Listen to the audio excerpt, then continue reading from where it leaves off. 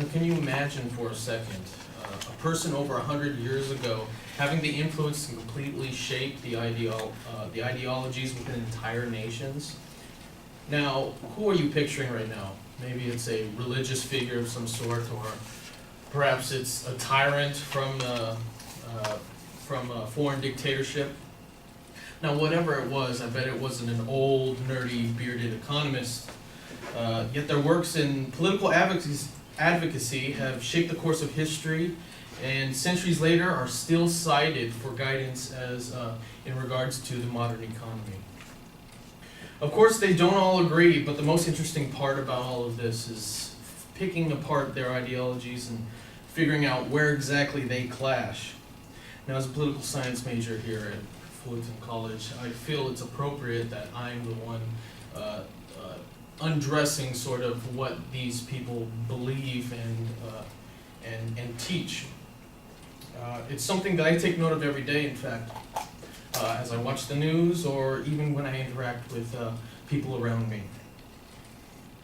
Now, the theories that lay down the foundation for the economy we live in influences everyday life, from the roads we drive on, to the schools we try to afford, to the beds we sleep in, or even the cultures we share and experience together.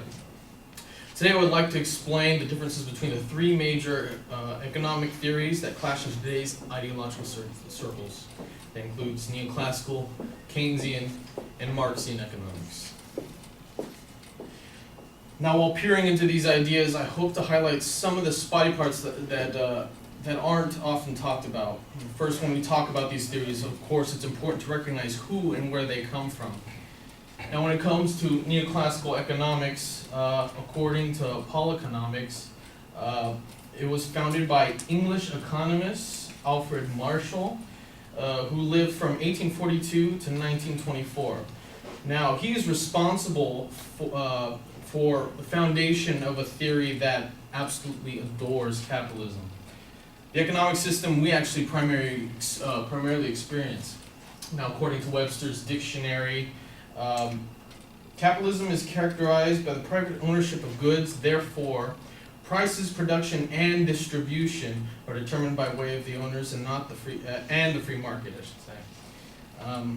Now, it's important to note that while they're a fan of the free market, they have an absolute aversion to government in general. Professor of economics Richard Wolff teaches they believe in very little government intervention in the economy. All they want from government is to make sure that nobody interferes with this system called capitalism, a system which to them is absolutely perfect, which rewards everyone in proportion to what they contribute. And if you are rich, it's because you've contributed a lot. If you're poor, however, it's because you simply haven't. Now, essentially, from this perspective, if we look at it from an analogical perspective, both the baby and the bathwater are perfectly fine, and we should not attempt throwing either out. We love it just the way it is. Now, why that sounds so warm and fuzzy, what comes next is a critique of this very system.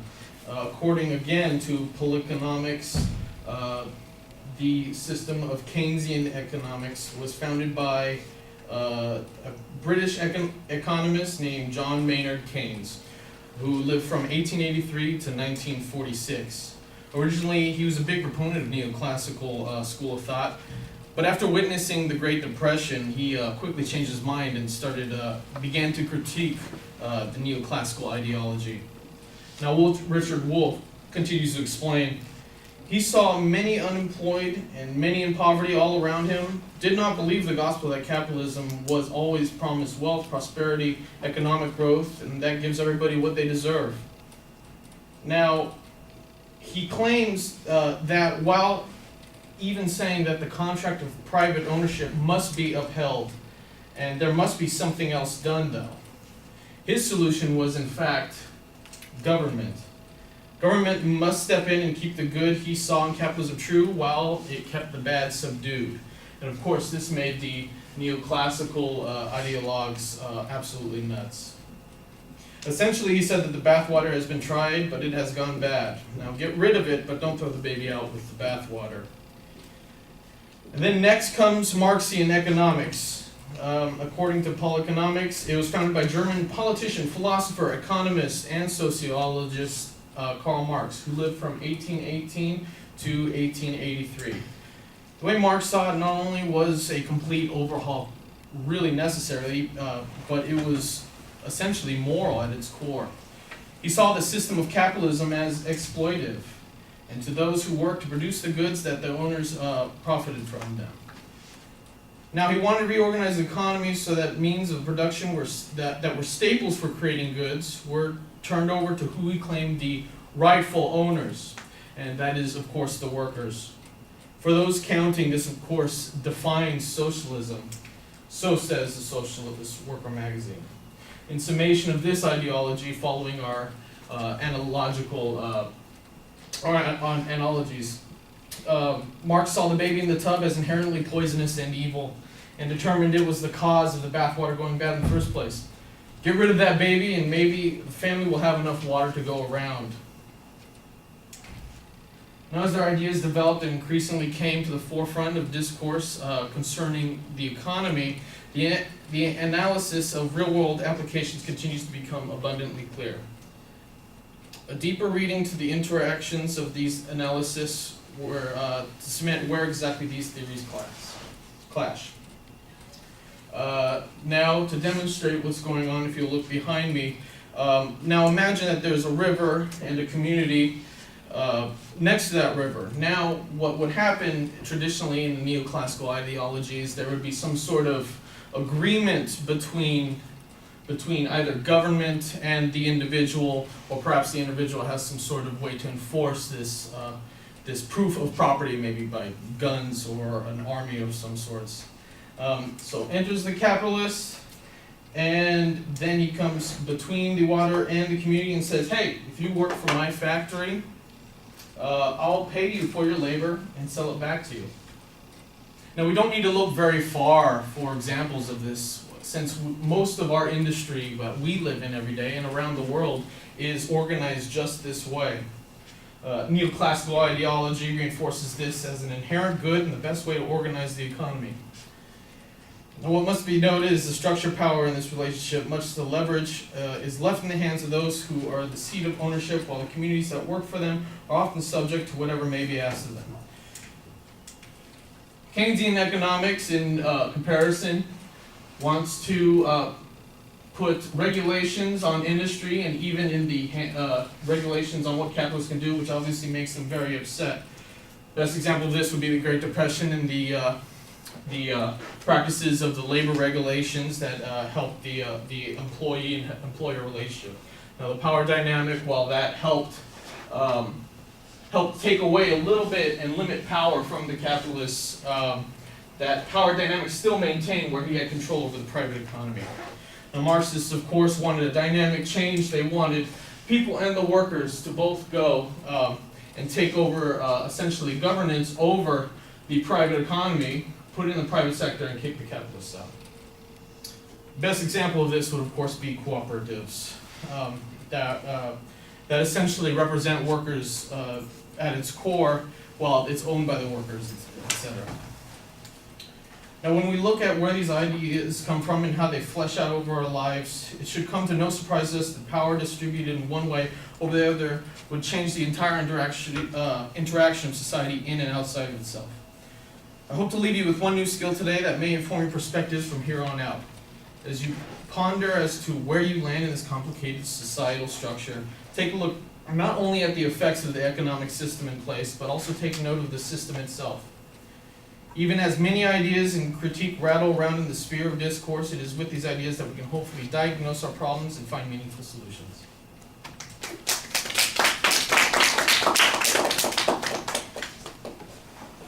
What was the time? 9:08.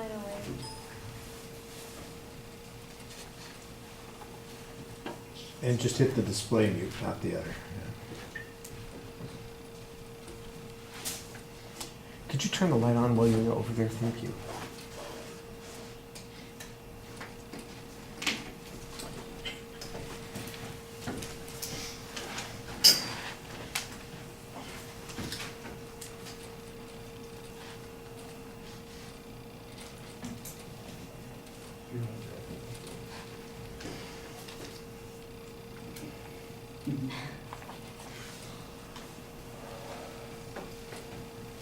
All right, so Dylan, what did you think? Dylan's not here. So I'll tell you what I thought. I like the visualization of the political economic systems at the beginning, kind of like you hold it in suspense a little bit. You talk about how we're being influenced by these old school people, that their influence isn't really the political way in which, they're not some dictator, they're not some philosopher, they're not a religious figure. They are, in fact, guys with beards and coming up with theories. I kind of like that as a lead-in to the topic. You have a good justification for why we should be paying attention to this, since it affects everything that we are doing. It affects the roads that we drive on and the cities that we live in and all those kinds of things. So I thought that made a lot of sense. There's a very clear statement of the goal of the speech, so you set that up, I think, pretty effectively. And the preview is partially a preview of the topic. It's also the start of your visual material, so it's okay. I think it works pretty well. It seems like the goal ultimately is to define these things more than anything else, and you do a very good job of that, especially in the first half of the presentation. I like the fact when you're doing the definitions that you have examples that you cite. You've got some pieces of testimony that you use. It seems like it's the same two sources that you're going to on each of those points, which is not a bad thing. You're getting the information from that, and so there's going to be consistency on that.